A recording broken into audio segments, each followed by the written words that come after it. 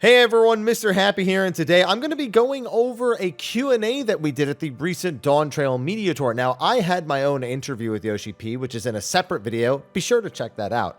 However, at the end of the day, after we had played the game for so many hours, Yoshi P did a public Q&A where he answered 6 different questions that were submitted earlier in the day. And I'm just going to be going over those questions and the answers with you. You'll probably see this reported on in a handful of channels, but I'm just sharing with you the questions, answers, and my perspective. So let's get started. So the first question that was addressed was a question regarding ranking for achievement points, like an official leaderboard for people with the most achievement points. So is it possible to have an official ranking system for achievement points added to either the game or the lodestone? Now, Yoshi P said they could technically do this. I mean, they have all the information, but the big problem is actually kind of getting a different position on the board itself. People who are at the top would likely just stay there, if not just kind of fight for like small bits of points here or there. And the person who has every achievement in the game just keeps getting all the achievements, and they're just going to permanently remain at the top. So if players like the idea of a ranking system, he doesn't see why they couldn't add it. It's relatively harmless, even if he has that feeling about the top of the ranking. So he said they're going to double check with Japan. If it's cool, they may do it. I'm of the opinion that while I agree, just it's kind of going to always look the same if you do go looking, that doesn't make climbing through the rankings any less fun for people as they're going through even just like the thousands or the tens of thousands. It's kind of cool to still see, oh, I worked on all these achievements. I jumped up from rank, 4,000 to 3,205 or whatever it is. I just think it's harmless and still fun, even if you're not approaching anywhere near the top. So I do kind of hope they do this. I might actually get back into some of the achievements that I've just kind of ignored because they don't have rewards that I want, if it means that I could get to a higher position. The second question was about PvP content, specifically pre-made light party PvP content. I no doubt this was Frosty's question, as he was sitting right next to me during this presentation. More PvP content for pre-made light parties? Are we going to get it? Official hosted events, maybe? Competitive light party content? Just trying to get any information about more pre-made content, because that is a very frequent criticism of Crystalline Conflict and PvP as a whole, is that you have to solo queue into the competitive ranking. There's no way to play with your friend if you want to do ranked. And while, yes, I get it, you can have all your friends and then you just clear through the ranks, or if you have the full party of 5, for example, you'd have to queue up against another full party of 5, and then they have to make a separate ranking. But those are just things people kind of expect to be there. It's just that Final Fantasy XIV's PvP isn't at a popularity point where they've ever felt like they could go back to committing to this like they used to. And again, Yoshi P just kind of says, yeah, we could technically do that. And they are doing some PvP updates.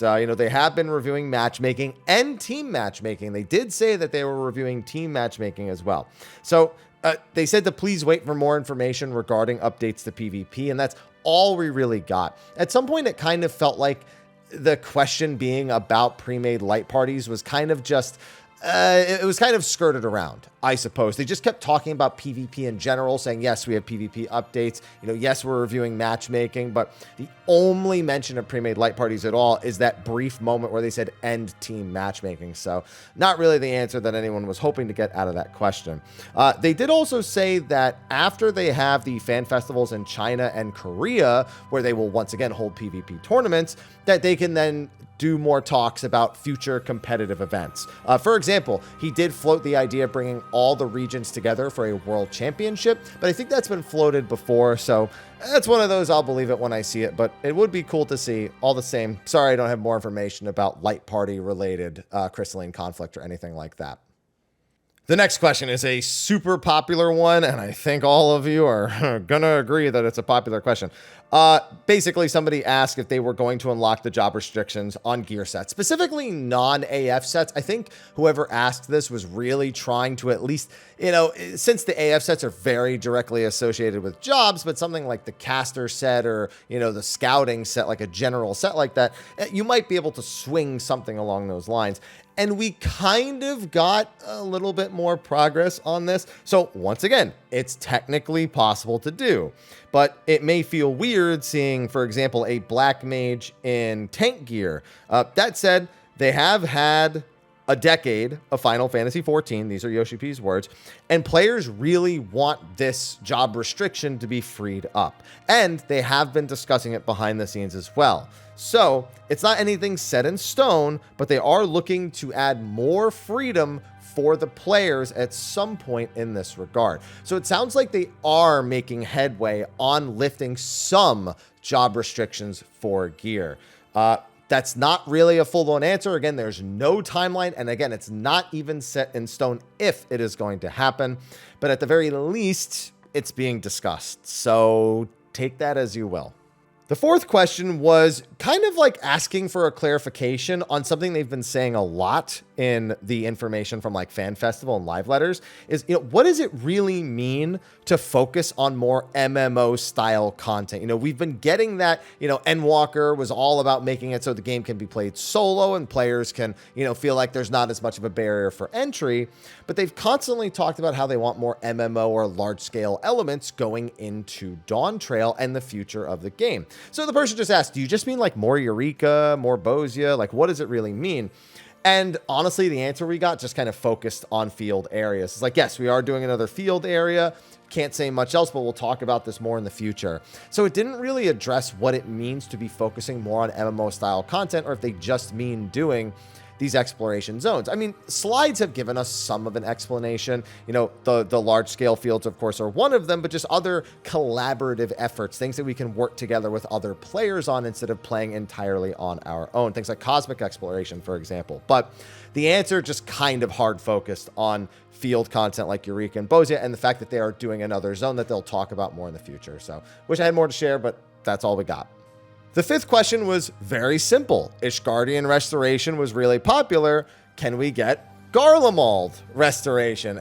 We've seen this question a handful of times before, and Yoshi P wanted to reiterate that we do have cosmic exploration coming in 7.0, which has the same kind of description as Ishgard. It is a lifestyle content, as they've come to call this type of stuff. It's just not going to function exactly the same as Ishgard restoration. They do want an experience like this for latecomers as well. So one of the big things with Ishgard was that as you built it, if you weren't there as you were building through Ishgard restoration patch to patch, then you kind of just missed the experience of being a part of the building process.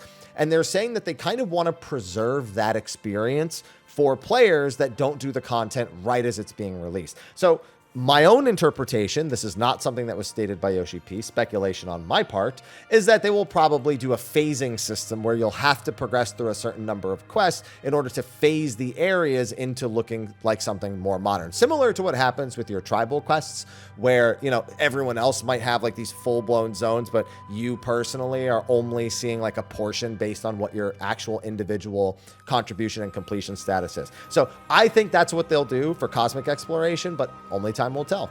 And finally, someone had to ask, the only reason I didn't ask is because I bet somebody else was going to. We got an update on the blacklist. It's really cool. I will be highlighting that in one of my other videos as well. But can we get a friends list update? And they said that they wanted to focus on the blacklist first, because the way that people affect other people negatively is something they get a lot of feedback about. Like, oh, this person, they find me and they harass me and they stand around me in cities and they dance and they're a constant nuisance. So the updates to the blacklist, adding the mute list and things like that was just the top priority. So they are indeed going to be doing updates to the friends list now that that stuff has kind of been developed and worked on. Another thing they specifically mentioned was the mentor system. They said they need to address issues to that system. And honestly, I don't have really high expectations on that answer. I have been criticizing the mentor system for years as a place where people who have no interest in helping others go to abuse the fact that there is a reward present. I myself have suggested a ton of things, and I've seen other people suggest similar things as well, such as the ability to basically give people not just commendations, but something like a mentor mark of approval, where you go, oh, yes, this mentor did help me. They were helpful. And so you have to subsequently be a good mentor in order to get those positive marks. And if you're a bad mentor, you treat players poorly, you leave instances early, then you would receive negative marks. That is something that I would personally like to see. And then if you receive too many negative marks for your behavior, then you can be kicked out of the mentor system, and that would reset all your progress, and you would be at least barred from it for a time. And then you could come back and maybe try it again later with a better attitude. But that's just what I want. All they've said is that, yes, the friends list is going to be something they'll work on next, and the mentor system is another thing they really need to address. I don't know why I said address at the end of that, but that was the final question, at least for Yoshi P. Yoshi P actually posed a question back to us and wanted to know, after playing the game and after seeing the login screen, did we think it was too bright? Earlier in the day, they had specifically stated that they'd received some feedback that the screen was too bright, because essentially when you log into Dawn Trail, when you log into the game after it releases, the very first frame of the trailer is this bright white light. So even if you skip it really quick, you still get kind of flashbanged in the process. They received a lot of feedback about that, and they wanted us to be another point of that feedback. About a third of people said that it was too bright and that they would definitely like it to be less bright. It's just because of that initial flash. And the other 2/3 apparently didn't think it was too bright in any capacity, but we were all kind of in the game for 99% of it. So I don't know how many of us actually looked. I just remembered watching the live letter at, 4 in the morning and feeling like I had definitely woken up after that. So they said they're going to continue to collect feedback. They may make adjustments to that initial kind of bright white light that shows up in the login screen. And yeah, we'll see where it goes from there. But anyway, that's going to be a wrap for the general Q&A that we got to take a part of at the end of our media tour day in North America. So thank you for watching this video. Be sure to like and subscribe and check out all the other videos that are going to be coming out around the same time as this. Every job, every change, everything you need to know, I got you covered. But thanks for watching, and until next time, take care.